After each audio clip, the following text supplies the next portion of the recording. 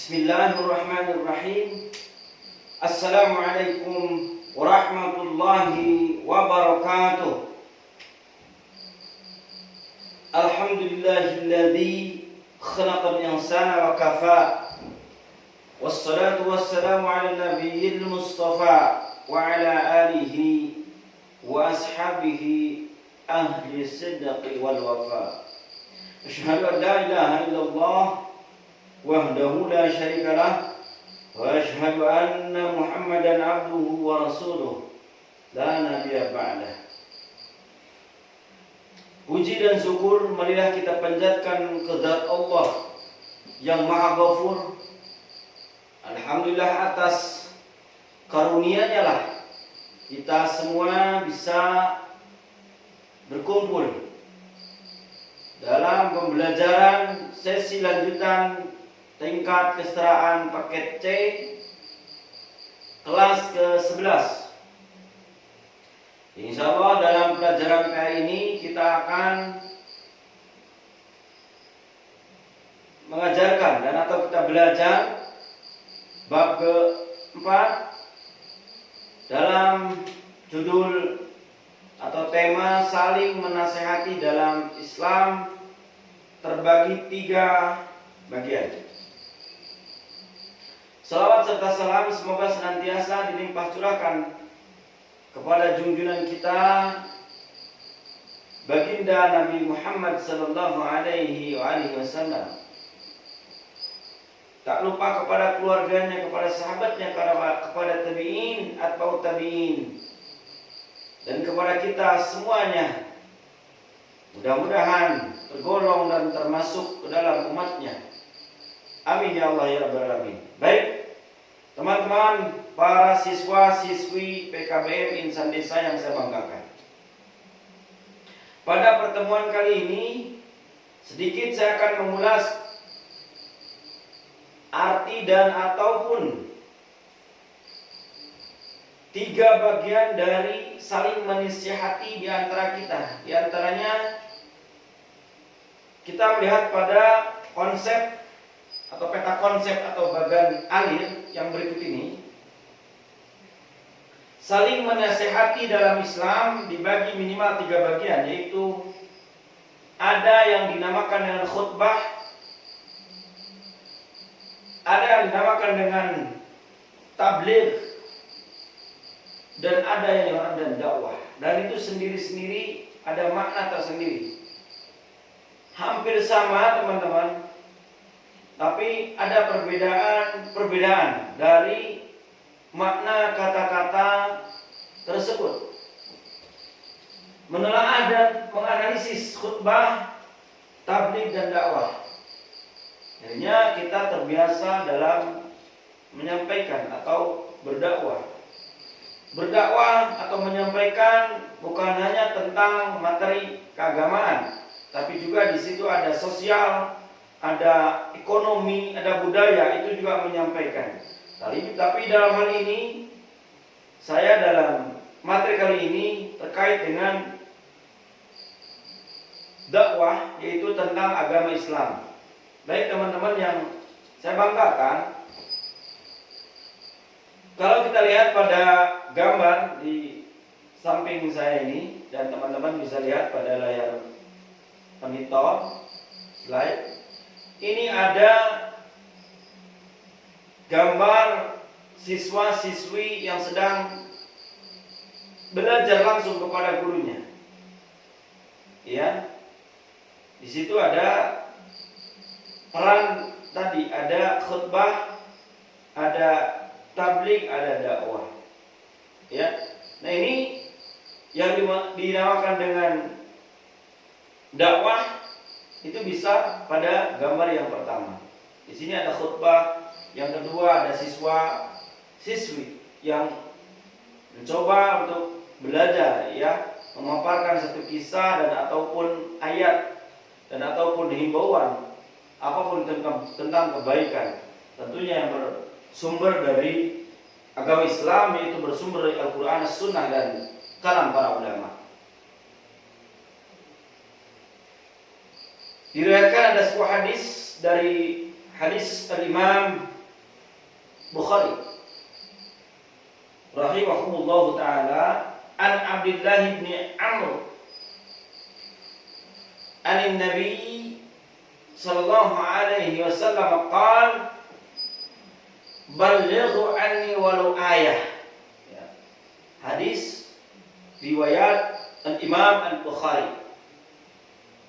Dari Abdullah bin Amr dituturkan bahwasanya Rasulullah bersabda, sampaikanlah dari walau satu ayat.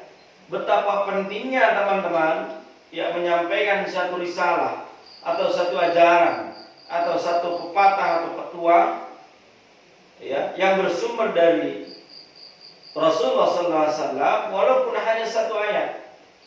Dan kita mendapatkan pahala kebaikan dan juga keberlimpahan serta kemanfaatan dari hal tersebut.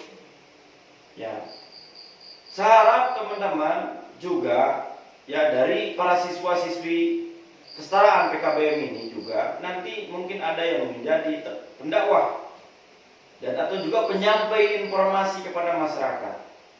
Nah, ini juga luar biasa teman-teman ya. Dedikasi kita terhadap masyarakat. Karena manusia itu bukan yang terbaik itu bukan yang banyak salatnya, bukan yang banyak puasanya, bukan yang banyak zakatnya, bukan yang banyak sedekahnya, tapi yang terbaik adalah khairun nas anfa'uhum linnas. Sebaik-baik manusia adalah yang bermanfaat untuk manusia yang lainnya. Itu kategori yang paling terbaik. Jadi yang bermanfaat bagi manusia itu bukan hanya materi, tapi juga menyampaikan ayat-ayat Allah, kalam-kalamullah yang bersumber dari lisan Rasulullah SAW yang disampaikan oleh para sahabat, para tabi'in, atau tabi'in atau ulama. Ya, itu juga merupakan satu kebaikan yang luar biasa di hadapan Allah Subhanahu wa taala. Diperkuat lagi di dalam Al-Qur'an surah Al-Imran ayat ke-110. A'udzubillahi minasyaitonir rajim. Kuntum khairu ummatin ukhrijat lin-nas ta'muruna bil ma'ruf wa tanhauna 'anil munkar wa tu'minu billah ila akhiril ayat. Kamu adalah umat yang terbaik yang dilahirkan untuk manusia, menyuruh kepada yang ma'ruf, yang baik, yang ma'ruf itu, dan mencegah dari yang mungkar, yang tidak baik, dan beriman kepada Allah Subhanahu wa taala. Jadi kita kembali lagi pada tema utama ya, bahwa khutbah, tabligh dan dakwah itu secara definisi singkat, khutbah sebagaimana dijelaskan di atas bahwa khutbah termasuk aktivitas ibadah, teman-teman ya. Oleh karena itu, khutbah tidak bisa ditinggalkan karena akan membatalkan rangkaian aktivitas ibadah. Contoh, apabila sholat Jumat tidak ada khutbahnya, sholat Jumat maka tidak sah. Kalau wukuf di Arafah juga tidak ada khutbahnya, maka tidak sah wukufnya. Begitu seterusnya, ya Idul Fitri, Idul Adha dan seterusnya begitu. Ini jadi hal termasuk aktivitas ibadah khutbah. Dakwah sendiri, dari dakwah, salah satu kewajiban umat Islam adalah berdakwah, ya, menyampaikan itu. Ya. Sebagian ulama ada yang menyebut berdakwah itu hukumnya fardu kifayah, kewajiban kolektif, teman-teman. Fardu kifayah itu harus dipahami, teman-teman. Bukan hanya, mohon maaf, salat jenazah, bukan. Banyak fardu kifayah itu. Ya di antaranya memang salat jenazah, gitu ya. Kewajiban yang kolektif. Berjamaah di masjid juga untuk secara berjamaahnya ya fardu kifayah, tapi untuk salatnya secara personal itu fardu ain. Ya. Jadi apabila sudah ada orang lain, maka otomatis sudah gugur kewajiban bagi yang lainnya. Gitu. Itulah yang dinamakan dengan fardu kifayah. Seperti sholat jenazah wajib, Tapi apabila misalkan kita lagi berhalangan karena ada satu aktivitas lainnya, maka kawan kita, saudara kita sudah mensolatkan, maka gugur sudah kewajiban kita untuk mensolatkan jenazah itu. Tapi kalau dalam konteks lain, fardu kifayah juga berarti kita lebih luas ya. Bahkan kita membangun usaha juga bisa menjadi fardu kifayah. Karena apa? Kebutuhan kita di masyarakat mungkin sekarang itu justru pekerjaan. Ketika kita membuka usaha dan usaha kita juga mendapatkan manfaat dan keberkahan bagi warga sekitar, maka itu pun bisnis menjadi fardu kifayah atau usaha menjadi fardu kifayah. Ya, dengan kita juga kecil memandang fardu kifayah. Ya, begitu. Rasulullah selalu mengajarkan agar seorang muslim selalu menyeru pada jalan kebaikan dengan cara yang baik. Dakwah hendaknya bertujuan untuk mewujudkan kebahagiaan, jangan menakut-nakuti, begitu ya. Nah, ini mungkin yang terakhir, singkat saja, makna tabligh ya. Tabligh salah satu sifat wajib bagi Rasul adalah tabligh, yakni menyampaikan wahyu, yang ini bersifat wahyu. Ya. Wahyu yuha, kalau wahyu itu memang sesuatu kalam Allah yang langsung diberikan kepada Rasulullah melalui malaikat Jibril. Kalau terhadap manusia bukan wahyu, nggak ada lagi. Ya, itu khusus untuk para nabi. Kalau untuk manusia bagaimana misalnya? Paling berdapat manusia itu ada firasat, ada ilham. Orang soleh mendapatkan ilham, firasat dan lain sebagainya. Itu pun tertentu ya teman-teman. Ya, jadi kategori orang itu mungkin para sufi, para ulama, ya, para alim alama, para wali Allah, ya. Begitu, itu juga yang mendapatkan seperti wahyu tapi bukan wahyu. Kalau wahyu itu jelas untuk para nabi. Ya, ini menyampaikan wahyu dari Allah kepada umatnya semasa Nabi Muhammad SAW masih belum berada di alam dunia. Ya, seluruh waktu yang dihabiskan untuk menyampaikan wahyu kepada umatnya. Kalau Rasulullah wafat, kebiasaan ini dilanjutkan oleh para sahabat, para tabi'in, tabi'in atau tabi'in, para ulama, pengikut sahabat Nabi.